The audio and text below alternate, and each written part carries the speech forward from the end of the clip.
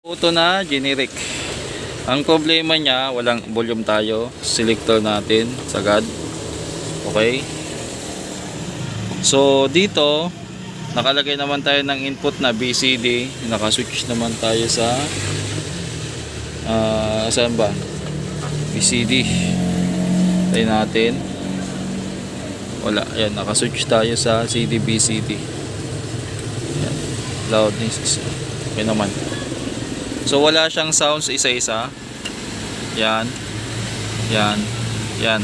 Lipat natin yung ano baka grounding. Yan. Yan. Yan. Yan. So wala siyang sounds. Ang problema dito, walang sounds. Walang sounds, ganun na nga. So ngayon, repair lang ang gagawin dito, hindi overall. Nag-usap muna kami ng customer bago tuluyan. Kasi sabi ko generic lang to, pag i-overall parang ano, kunti na lang parang bago na rin. So mapapansin natin dito, walang sounds, ganun lang kasimple. Nagsiswitch yung relay. Ano ba yan, ang kulit ko. Ayan, mapapansin nyo yung relay, nagsiswitch siya pero wala siyang sounds. At saka mayroong ilaw tong USB pero itong power indicator wala. So tandaan nyo yan mga boss, sinyalis yan na may problema. Bakit wala siyang ilaw? So ang unang titingnan nyo dyan ay itong supply nya, yung negative 8 na malabo, negative 8 ground at saka positive 8. So kuha tayo ng tester. So may tester tayo. Tapos itong ating ano, lalagay natin dito. Check muna natin kung may supply. Tama yung tester natin. Check natin.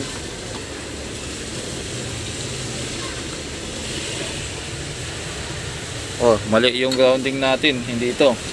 So dito tayo maglagay ng grounding. Saan ba tayo magtatap ng grounding? Dito na lang. Ay hindi, dito na. Para sigurado, kasi baka mamaya sira din yung sa speaker selector. Yan. So dito natin machi-check kung ano. Merong supply 38. So 38, 39. So merong supply yung main amplifier kasi nagsiswitch nga yung relay. Ngayon, susukat tayo ng supply. Dito pwede na rin tayo kumuha yan. Tingnan natin yan dalawa kung available yan, yung positive 8 at saka negative 8. Ayun, huli ka balbon. Yung positive 8, 2.56 volts lang ang ano. Yung negative 8, 7, negative 7. So okay, so missing supply. Atras tayo dito sa pinakapuno. Ayun, dito pa lang bagsak na yung supply nyo. Kaya wala siyang supply. Oh, meron. So dito tayo magchi-check sa, kumbaga pabalik tayo from dito, pabalik dito. Suka tayo dito. Negative 7. Ito yan. Yung kabila. Wala talaga. So may problema dito sa regulator nya. Diyan, sa regulator or sa supply nya. So gawin natin dito sa may input naman, yung resistor naman tayo mag-check.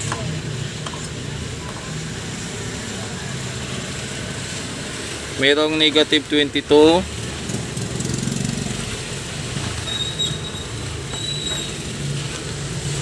.9. So sa supply, sa input ng regulator wala nang supply. So check natin yung transformer. Sa AC tayo.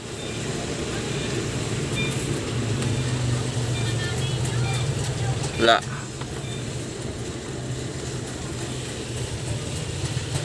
So may problema din sa AC, sa pinaka input nya. Ayan o. So nagda-drop yung supply ng AC. So possible na may problema dito either sa capacitor, mainit. So mga boss, kapag may sira din tong IC na dalawa na TDA, pwedeng mag-drop yung supply. Kasi hinawakan ko, mainit to, maligam-gam. Tandaan nyo yung supply nito ng dalawang surround center, yung TDA ay ito, dalawa, galing yan dito. So yung supply din papunta dun sa preamp, dito sa lahat na, sa board na lahat hanggang dito sa input ay galing dito. So yung regulator naman, ang source ng supply niya dito din. So itong buong to. So magto-troubleshoot muna tayo dito sa part na to. Aalamin natin dyan. So ipi-flip natin yung board, pull out natin. So yan ang pinaka basic na procedure ng pagto-troubleshooting gamit ang tester. So madaling malaman kung anong sira, kung saan posible ang sira. Hindi pa tayo kung may missing audio signal, pero kitang kita na natin na yung pinaka supply niya may missing. So kung mayroon kang basic knowledge sa electronics, marunong ka gumamit ng tester, marunong ka mag-analyze, medyo madali. Ito yung regulator, kung mapapansin nyo, may hinang na rin. Ayusin na lang natin mamaya. Ayan, may mga sinyalis na rin ng repair to mga boss. Ayan o, yung mga sinyalis na ng repair. Ayusin na lang natin yan mamaya. Pero focus muna tayo sa pagto-troubleshoot. Ito ay yung bridge diode. Ito yung AC input. Ito yung ito naman yung out nya. Capacitor yan, itong dalawa. So from dito, yan tatakbo dito, yan resistor, pasok regulator. Ganon din naman tong isa. Ayan o. Yan. Tapos papasok yan dito. Ayan o. Resistor din. So dapat dito may masukat tayo na supply. Sukat natin dito ay 4 volts lang. Yung sa kabila naman 24, hindi pantay. So malaki ang kaibahan. Alin dito yung normal? Ang normal dito ay itong tinatap ko na 24 volts. Ito hindi siya normal. So ibig sabihin sa side na yan mayroong problema dyan. So para malaman natin kung dito sa IC or dito sa regulator ang problema, kasi ito yung connection nyo, yan. Pupunta dito resistor, tapos dito capacitor lang yan. Ihang natin tong jumper, ito kasi jumper yan, papunta dito. Tapos yan tatakbo, capacitor. Ay, hindi pala pwede natin ihang dito mga boss, kasi capacitor to eh. Ang ihang na lang pala natin ay yung mismong IC. Ihang natin yung mga paa nila isa-isa muna. So ito muna ang ihang natin. Ay, papainitin ko pa yung panghinang. Balikan ko kayo. Hinang na natin tong isa. Sukatin natin kung nagbago na. Wala pa rin. Ihang naman natin tong isang paa. Inahang din natin yung subukan natin ulit. Power natin. Sukat. Bagsak pa rin.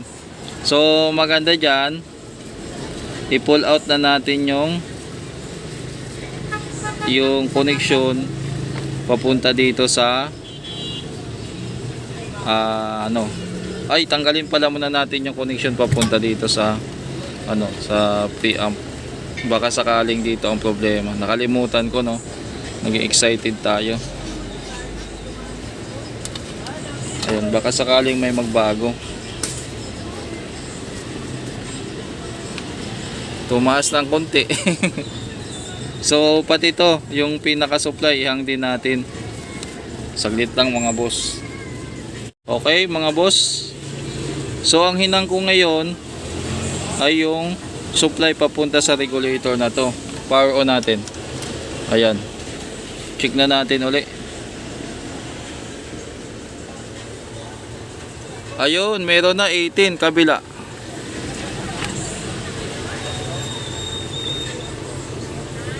Teka lang, ayusin natin tong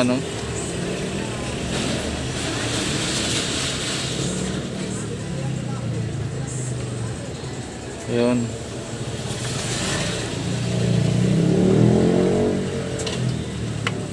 Yung kabila naman akala ko yung kabila naman bumaba.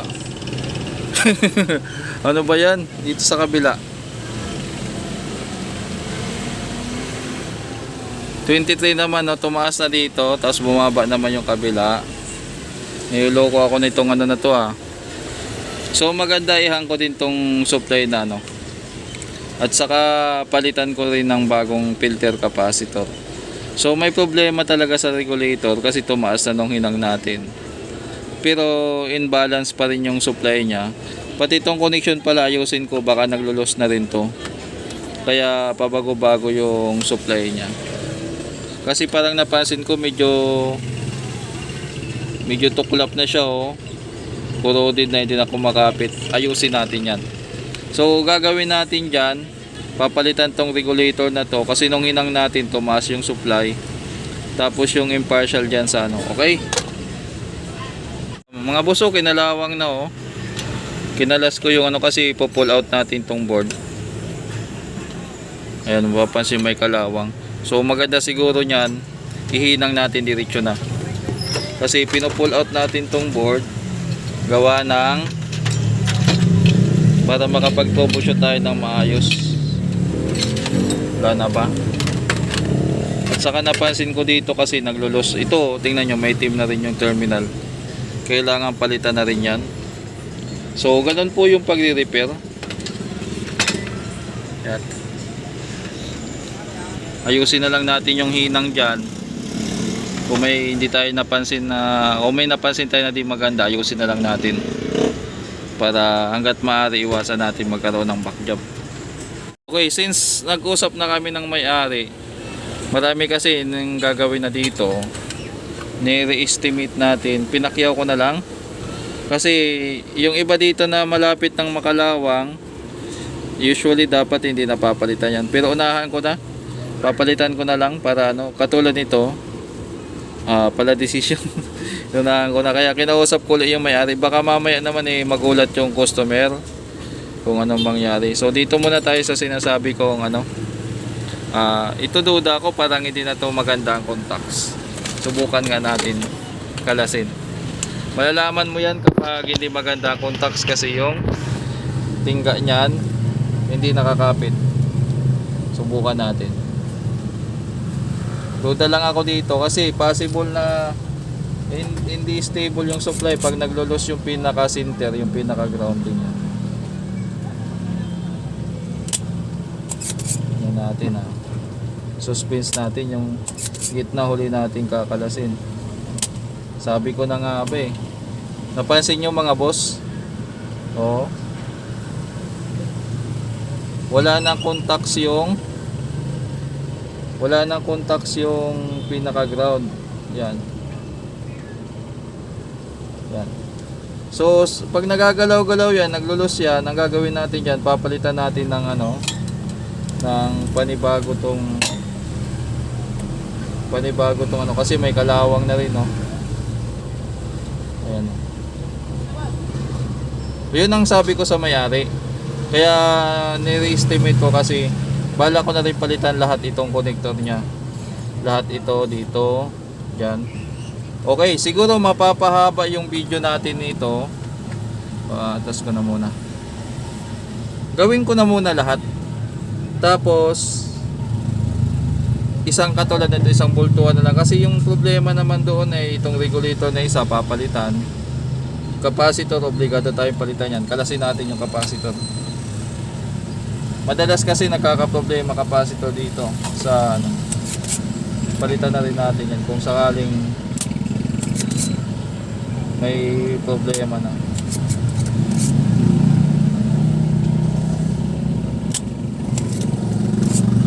Tanggalin muna natin itong ano.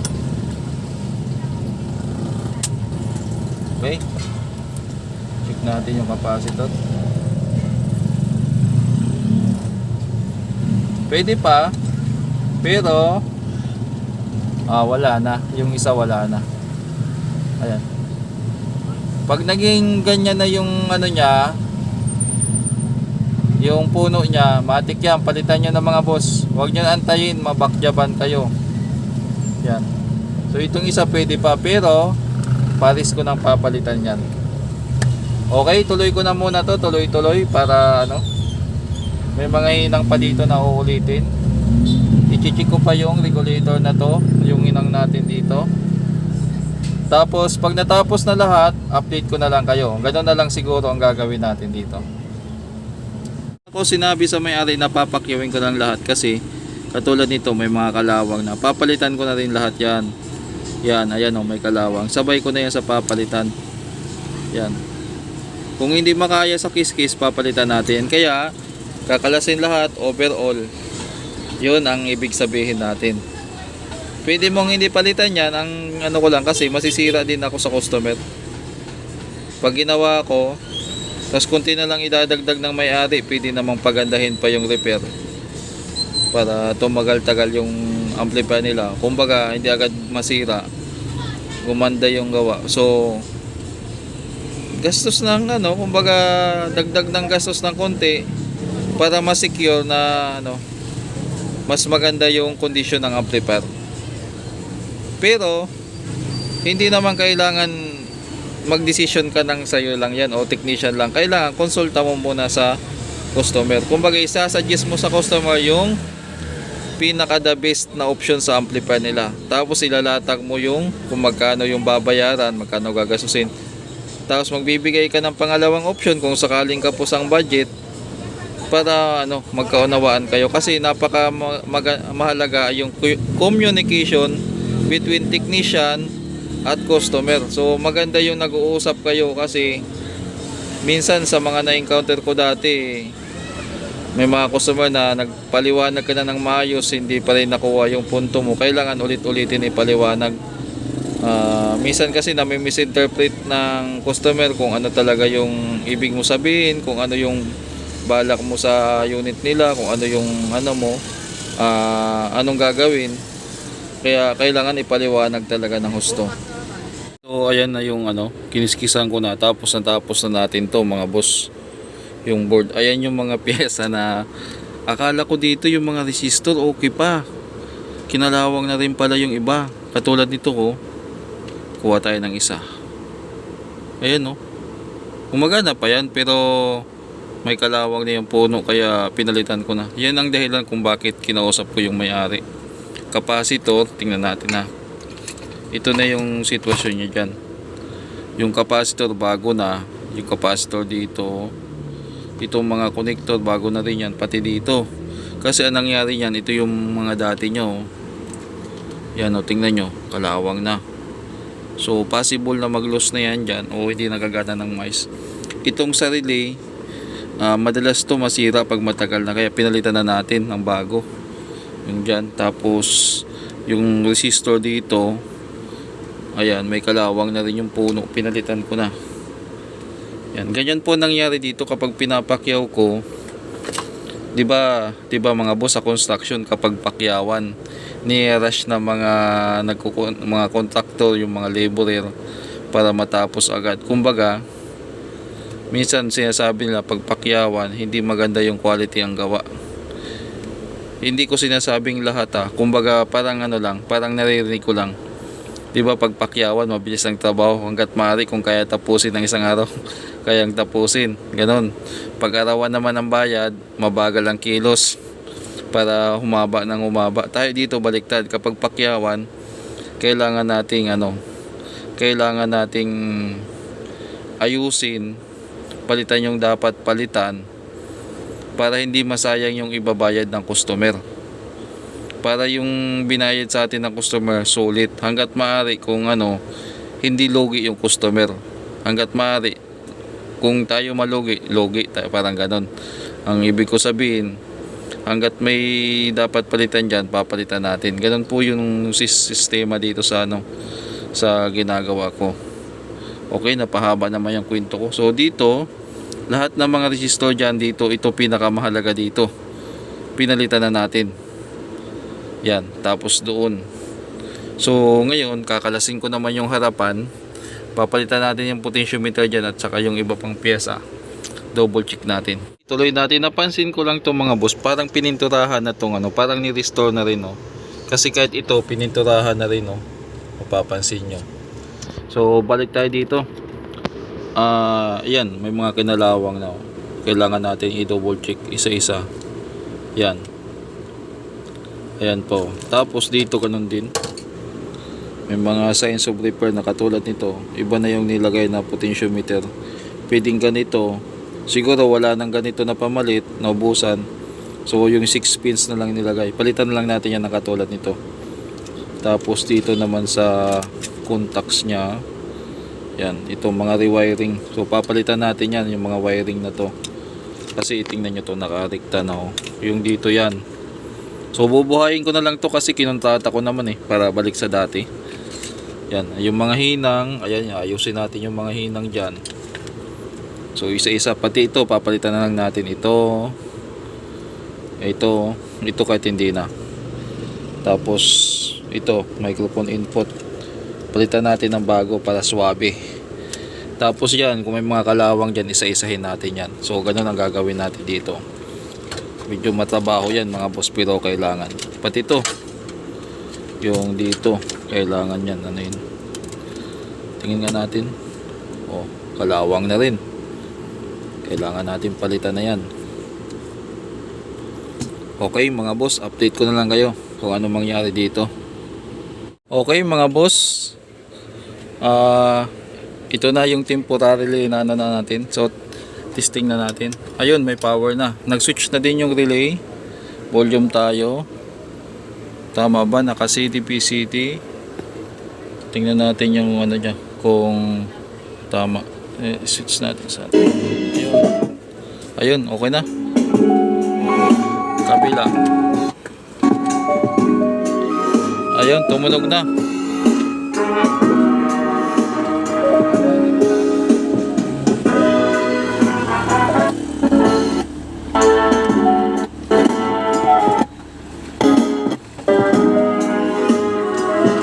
So gumagana na mga boss. Gumagana na. Anong susunod natin na gagawin? Iayos natin tong wiring. Paano ba dito, ba sa ilalim dapat yan or sa taas? Gawan ko na lang siguro ng paraan. Kasi naayos naman natin yan yung ano. Pati ano, bago na rito speaker terminal, yung input lahat pinalitan ko kasi kalawang na rin. Mic input, susubukan ko pa kung gumagana. Tapos yung sa USB, so hindi pa, kausapin nga lang yung may-ari dyan kasi wala akong USB na pan-testing. Okay.